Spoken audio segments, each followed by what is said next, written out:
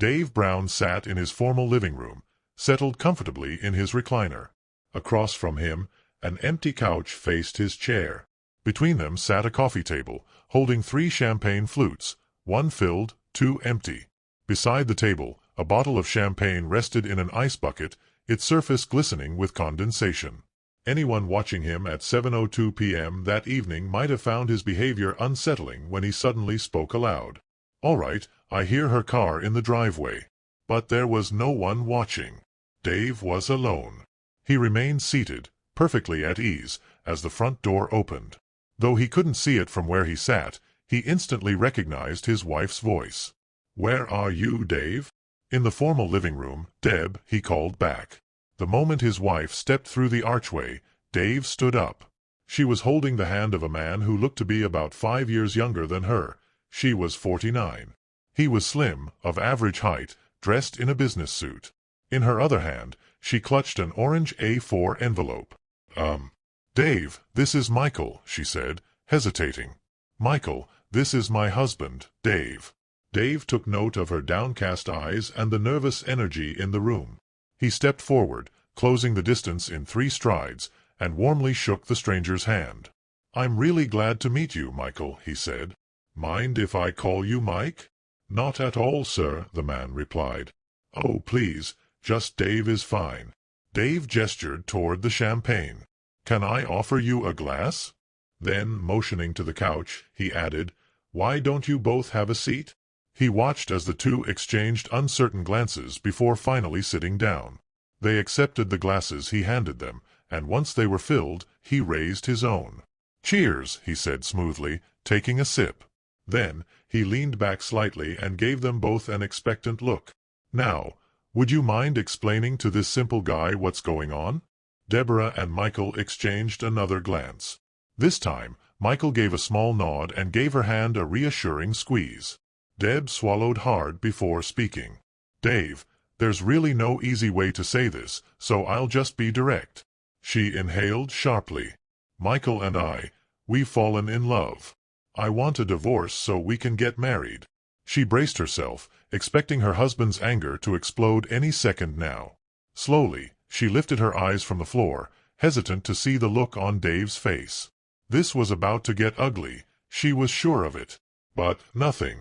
His face stayed calm, unreadable, like he hadn't fully processed what she'd just said. Without even realizing it, she edged a little closer to Mike. "All right, Deb," Dave said, his voice steady. "Are those the divorce papers?" Deb blinked, caught off guard. She had played this moment over and over in her mind, preparing for every possible reaction, but not this. Not even in her wildest imagination.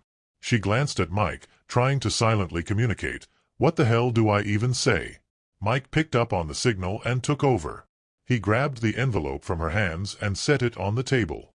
"Yes, Dave. These are the papers," he said evenly. "I think you'll find them more than fair. Deb isn't asking for anything from you, except her car. In the packet, you'll find her signed quitclaim on this house, your car, all joint assets, and even your retirement fund. Everything has already been signed and notarized on our end. That said, I should mention that I'm a lawyer, so it's airtight. But, of course, you're welcome to have your own attorney look things over if you want." Dave exhaled, nodding slightly. "Well," he said, still perfectly composed, "I have to say, you've both been pretty generous." Deb still looked uneasy, like she was just waiting for him to snap. "That was Mike's idea, Dave," she admitted, her voice tentative.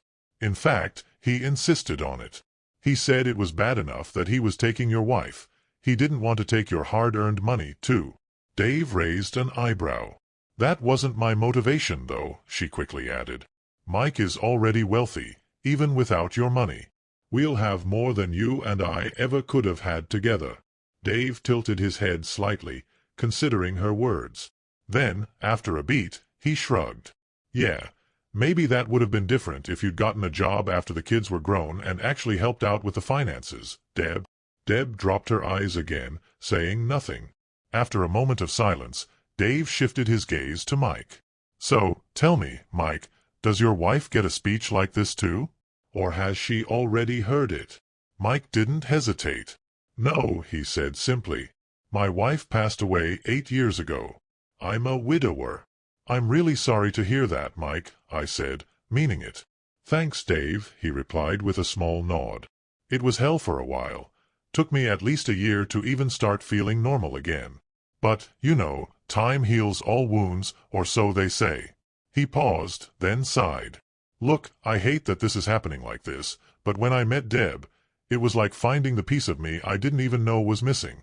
I never thought I'd feel whole again, but with her I do." He hesitated for a second before adding, "I wanted to tell you months ago that I was in love with your wife, but Deb talked me out of it." I shrugged, my voice even. "It's fine, Mike. I've never been one to hold grudges. Marry her, with my blessing." Mike and Deb exchanged puzzled glances. For Deb, it was because this was the last reaction she had expected. But once the initial shock wore off, she felt an overwhelming sense of relief. Months ago, she had convinced Mike that her marriage to me was already on the rocks, that we were trying to make it work, but neither of us had high hopes. Deep down, she knew the real weak spot in her plan was me. My reaction could unravel everything, which is exactly why she had begged Mike to handle this without a face-to-face confrontation. But Mike refused. He believed that real men faced their problems head-on. No texts, no emails, just a straight-up conversation. No matter how much she tried to change his mind, he wouldn't budge. For Mike, the confusion came from the fact that even with everything Deb had told him, how our marriage was supposedly beyond saving, he still expected me to blow up. He had braced himself for an angry, maybe even violent, reaction. The mental picture he had built of me was based entirely on Deb's descriptions. From the way she made it sound, I was just some big, uneducated guy who solved his problems with his fists. At one point, Mike had even considered hiring a bodyguard for the night. In the end, he decided against it. Still, some part of him wondered if maybe taking a punch or two from an angry husband might help ease his own guilt. Because no matter how he justified it, deep down, his sense of decency was eating him alive over this whole situation. I took a slow sip of my drink, then looked at Deb. "So, I'm guessing you met Mike at one of your girls' nights out?" I asked. Deb glanced down at the coffee table and gave a small nod. "You mean the girls' nights out?"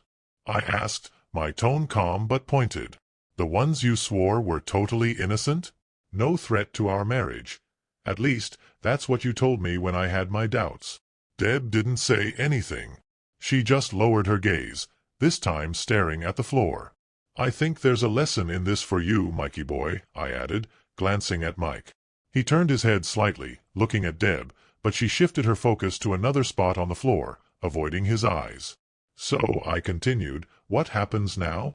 Come on, you two must have a plan. You're giving me the house, so I assume you were planning to pack up and move in with him." Deb finally spoke, her voice quiet. "I was going to do that tomorrow while you were at work." "By tomorrow, the locks will be changed," I said matter-of-factly. "I'm sure your lawyer friend here would agree. That's a smart move on my part." Mike nodded slightly, but I wasn't finished. "Wouldn't it be simpler to just do it now?" I asked, looking at Deb. She and Mike both stood, ready to head upstairs and start packing. But before they could leave, I spoke again. "How about you stay, Mike?"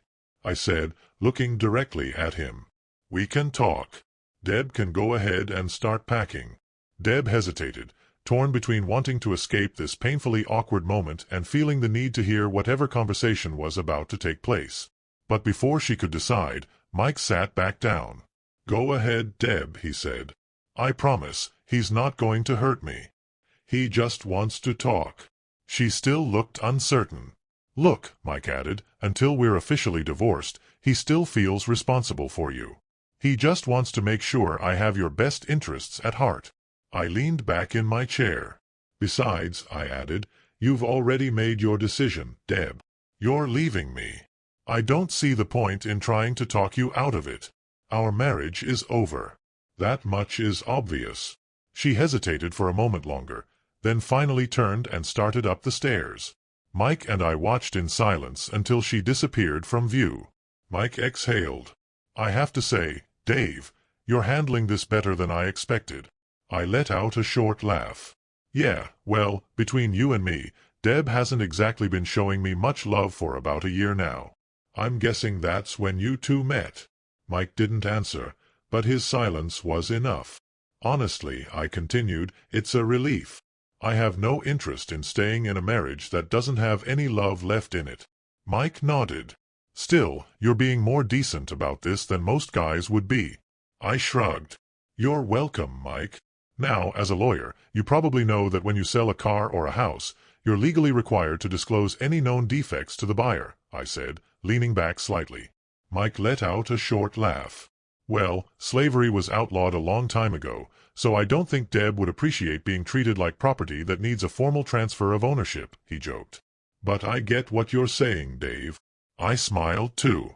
I had guessed right. Mike was smart, and more importantly, he seemed like a decent guy. All right, then, I continued. Just know that what I'm about to tell you isn't coming from a place of bitterness. I'm not trying to be petty. I just want to point out some things about Deb that you might not have noticed yet, considering you've only been with her for a year. And believe it or not, I do care about her future happiness. I've loved that woman for 27 years, after all. I also just want to share some of the things I've done, things I tried, thinking they'd make her happy but obviously didn't. That way, you won't waste your time making the same mistakes. Mike gave a small nod. He probably knew that not everything I was about to say would be entirely selfless, but he still felt like he owed me the courtesy of listening. All right, I said. I assume Deb's back on the pill? Mike shifted in his seat, looking a little uncomfortable. He nodded, but we both knew what that answer really meant. It was as good as admitting he'd been sleeping with my wife. Yeah, he said. She's on the pill. I had no idea she was ever off it, except, of course, when you two had your kids. I let out a short chuckle, shaking my head. She was still on it when we met, but about 6 months to a year into our marriage, she begged to go off. Said it killed her sex drive and made her not want intimacy. So from that point on, until I assume she went back on it for you, we had to use protection. Mike listened without speaking. I hated them, I admitted. Killed the spontaneity. And I don't know about you, but I always had a hard time finishing with one on. Mike exhaled and gave a knowing nod. Yeah, I know exactly what you mean, Dave. I smirked. Figured you might. I took another sip of my drink before continuing. Anyway, I went on. After we decided 2 kids was enough, she started using. After that, she started using protection as an excuse to avoid intimacy, I continued. She kept bringing up the failure rate, saying she didn't want to take any chances. I begged her to go back on the pill, but she refused, said she didn't want to put artificial chemicals in her body every day. I shook my head. After that, our sex life went from several times a week, to a few times a month, to, well, nothing. I glanced at Mike. Let me guess. Things have been different for you this past year? Mike stayed quiet, but he didn't need to answer. I already knew. Deb had always been particular about what she put in her body. Organic food, chemical-free products, all that. But with him, intimacy was still regular, still exciting.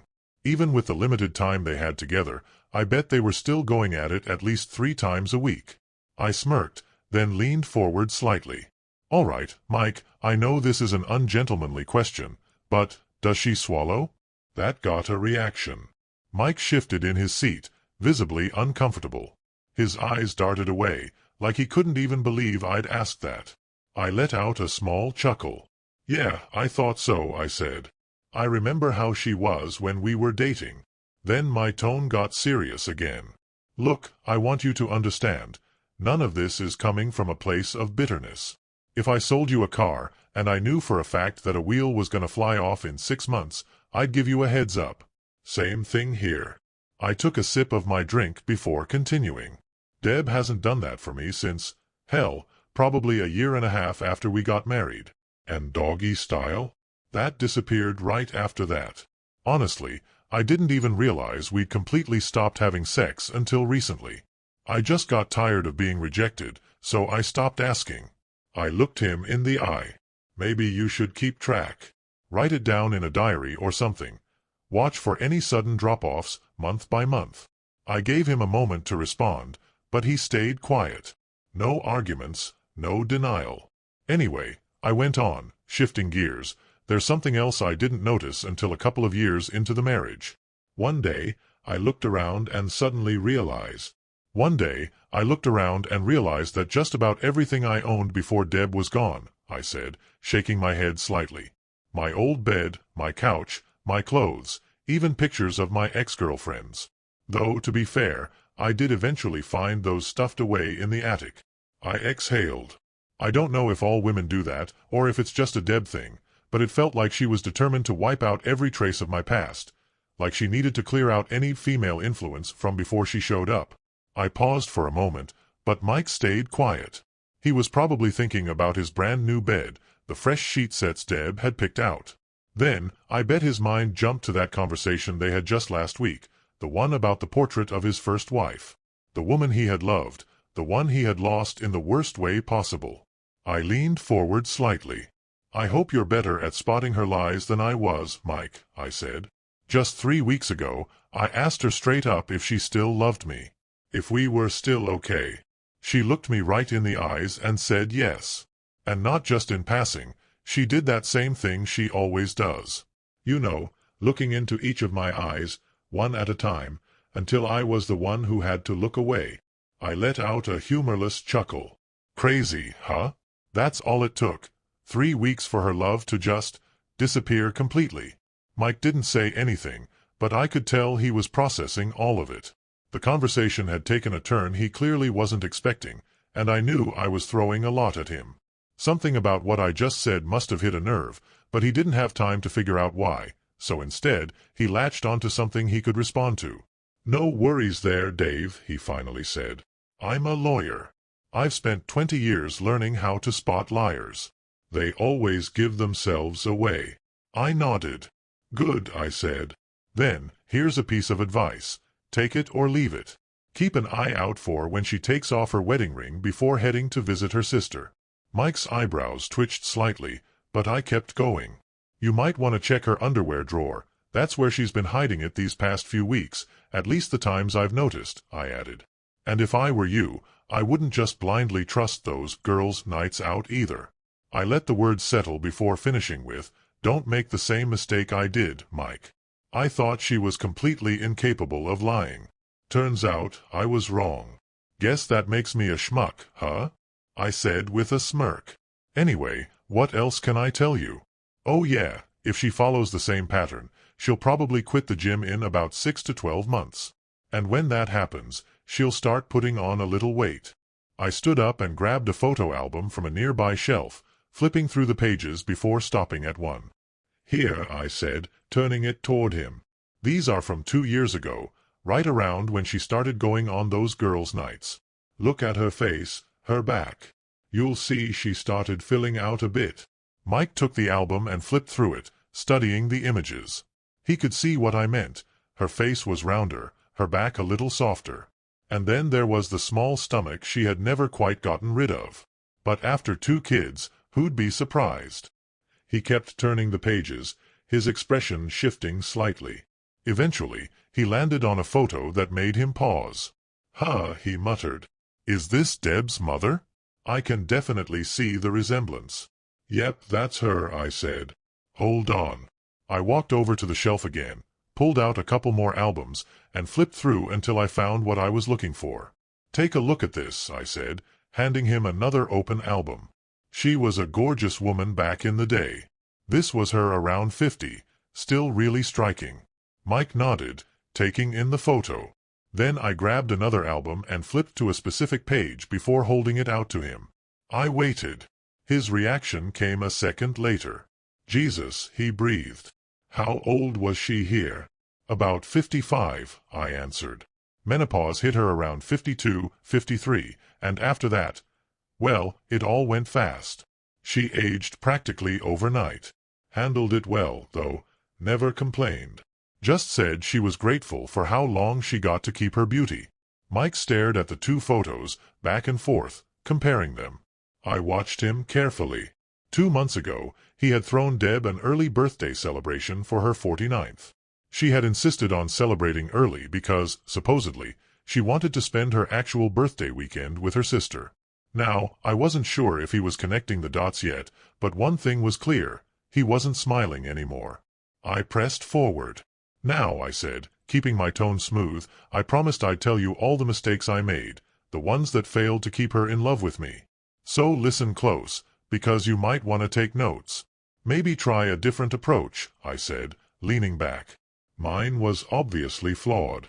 I paused to refill both our glasses with champagne before continuing. "If she's anything like she was 25 years ago, she's gonna want a flashy wedding, just like ours."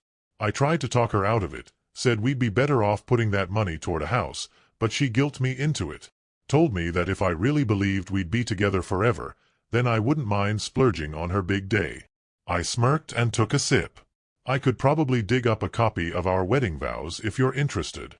From what I remember, we stuck to the traditional ones.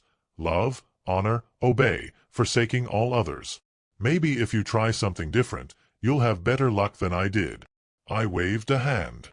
"Not that it matters, but don't kill yourself working overtime just so she can get that dream house she's always wanted." Turns out, that didn't do much to keep her faithful. I let that sink in before adding, "And while we're at it, don't waste your time nursing her back to health if she ever gets glandular fever again." Didn't do me any good. I swirled the champagne in my glass, my voice casual but firm.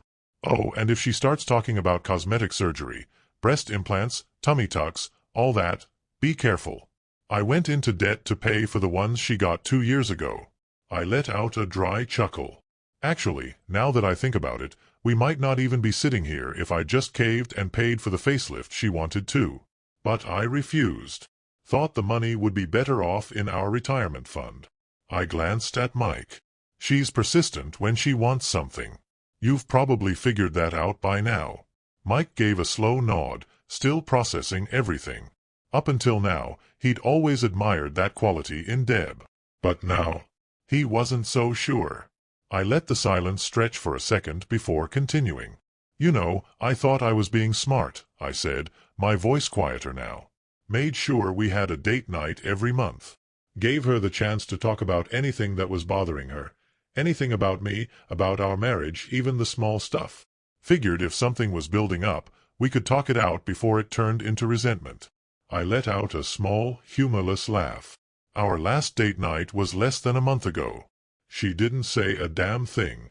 I looked at Mike, my expression steady. "A man like you should be able to see the problem with that." "I'm sure a guy like you can figure out a better way," I said, watching him closely. That's when I saw it, that flicker of realization in Mike's eyes. He had finally caught on to what I was doing. Still, he couldn't deny that I had made some valid points. The part about Deb feeling completely free of guilt? That hit a nerve. He'd had similar thoughts lately, though he hadn't wanted to dwell on them too much. But what really got to him wasn't what I was saying. It was the fact that I seemed to be enjoying this. That threw him off so much, he ignored the warning bells going off in his head. And so, I kept talking. Even though we both knew Deb had stopped halfway down the stairs. Close enough to hear every word. "One thing you'll want to watch for," I said, keeping my tone light, "is when she starts making lists of things she plans to take when she moves out. That's a sign she's already detached from the marriage. Mentally, she's moved on. She's met her replacement for you, Mike." I took a sip of my drink and shrugged. "Not that it'll change anything. But at least you'll see it coming. Might even push you to start digging for more proof, because trust me, there's always more." Mike blinked, suddenly looking around like he was seeing the room for the first time. His eyes landed on the coffee table, the 3 champagne glasses, the ice bucket. The little details he'd completely overlooked in the heat of the moment. All 3 glasses. All 3 of us had known this meeting was happening. But it was supposed to be just 2. Mike's usual sharp instincts had missed that entirely when he walked in. I watched as his gaze flickered over the scene, the pieces falling into place. "Yeah," I said smoothly, "I knew about tonight. Deb called me twice today just to make sure I'd be home by 7. Mike's eyes snapped back to mine, then darted toward the staircase. Deb was still standing there, halfway down. She had been there for a while, clearly listening. Then, as if snapping out of a trance, she resumed her descent, pretending like she hadn't overheard a single word. "Dave," she said, her voice controlled, "do you want to talk about which family photos I can take now, or should we do it another day?" I didn't even acknowledge her. Instead, I leaned forward, keeping my focus locked on Mike. "The only thing I think I really did wrong," I said, my voice even, "was forgiving Deb the first time I caught her cheating." Mike's head snapped up. "What?" he asked, his tone sharp. But it wasn't just him. From across the room, I caught a blur of movement. Deb practically bolted back into the kitchen. Her voice panicked as she called out, "No." I ignored her. My eyes stayed locked on Mike. "Yeah," I said, leaning back. "It was right after our second kid was born. I let it go because she, and our counselor, convinced me it was just a one-time mistake. Blamed it on postnatal depression." I swirled the champagne in my glass before continuing. "I've thought about it a lot over the years. Wondered if maybe I was too easy on her. Maybe if I'd handled it differently, she wouldn't have done it again. But at the time, I told myself I was doing what was best for the kids." I exhaled slowly. "They turned out all right, so maybe I made the right call for them at least. But for her? Who knows?" I looked Mike dead in the eye.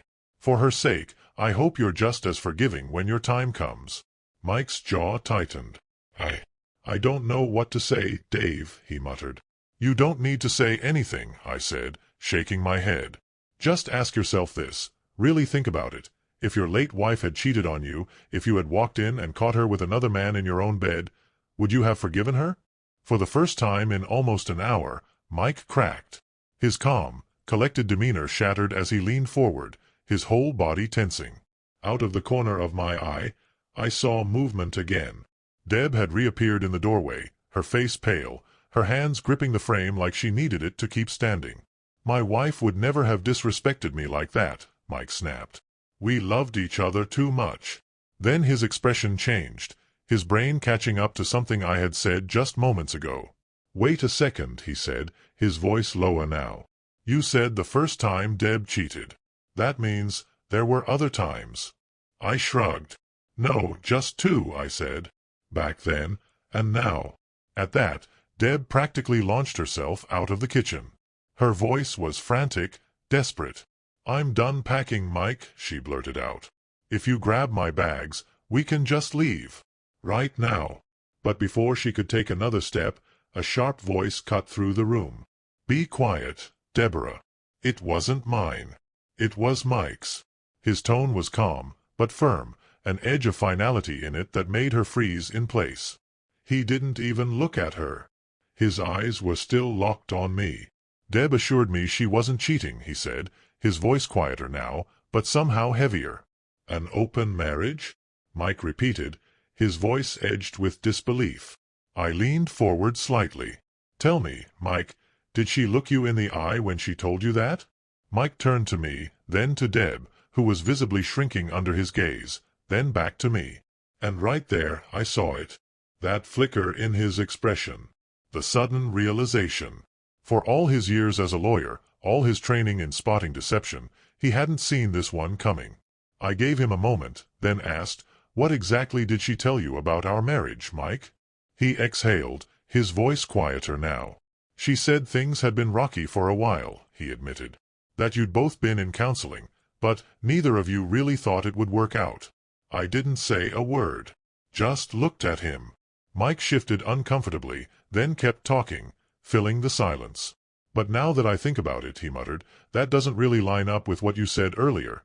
About still having date nights, about asking if she still loved you." I kept my gaze steady. Didn't need to say anything. Then I saw it, the moment.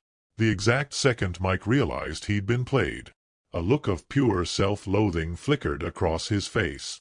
He turned, eyes locked on Deb, who was standing there like a statue, frozen in place. "You cheating woman," he growled, his voice filled with disgust. "You turned me into exactly the kind of man I despise, the kind that sneaks around with another man's wife behind his back." His words hit like a hammer, knocking the last bit of strength out of Deb. She collapsed to her knees, silent. For a moment, Mike just stood there, his breathing heavy. Then, suddenly, he seemed at a loss. His eyes dropped to the floor, staring at the same spot on the carpet that Deb had been fixated on earlier. Finally, after what felt like an eternity, he gathered himself enough to turn back to me. "Dave, please," he said, his voice raw. "You have to believe me. I had no idea." I waved a hand, letting out a dry chuckle. "Don't sweat it, Mike," I said. "I told you, she's a damn good liar." Then, after a brief pause, I smirked. Hell, if she'd told me we had an open marriage, maybe I'd have gotten laid in the last year. The humor, unexpected in such a tense moment, had the exact effect I intended. Mike exhaled, his shoulders relaxing just a little. But he still didn't say anything. I leaned back. "So, does this mean the engagement is off?" I asked, raising an eyebrow. Mike didn't hesitate. "Yes, definitely." "Well then," I said, setting my glass down.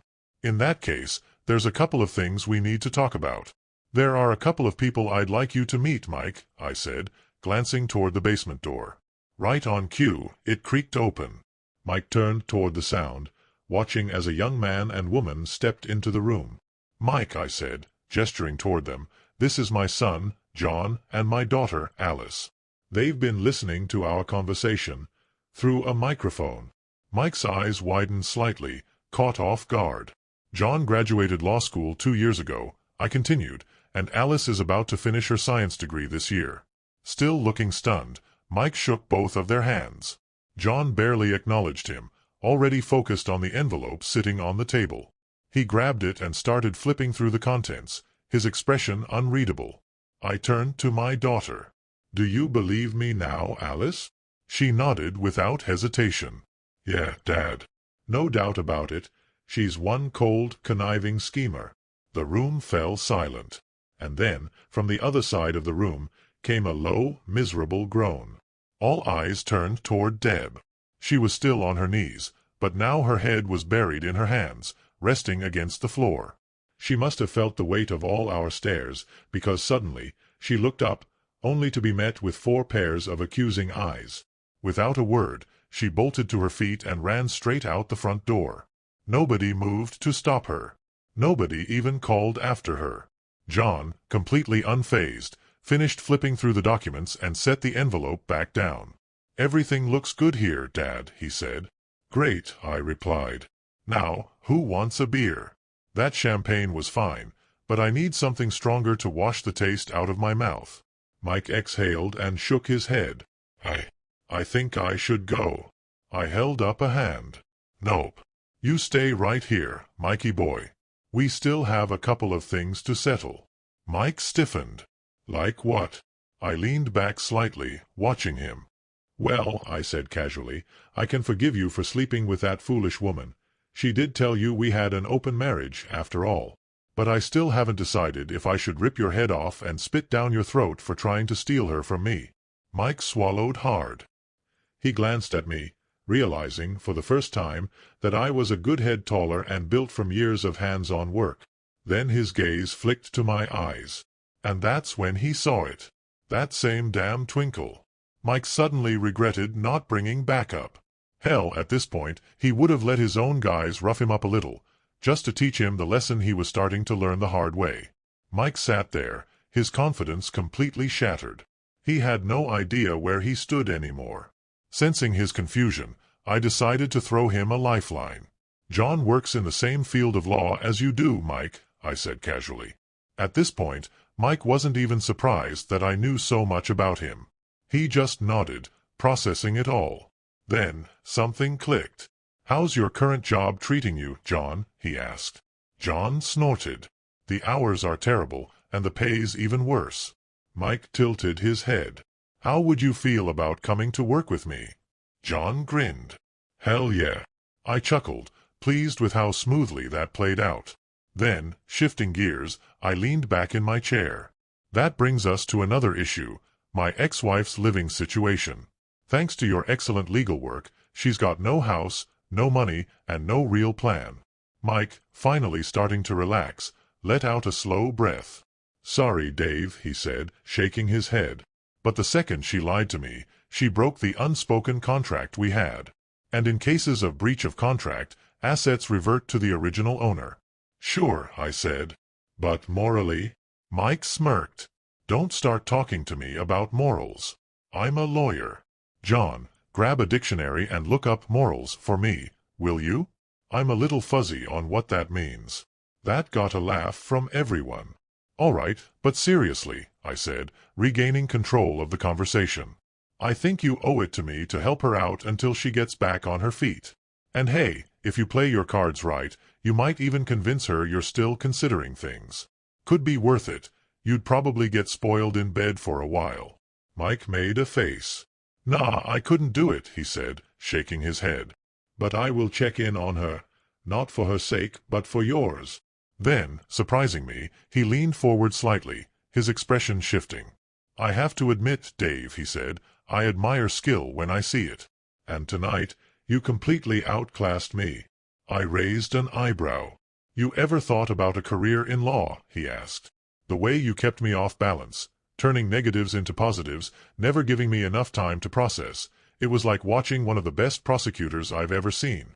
I just smiled. Modest. Saying nothing. I loved my job.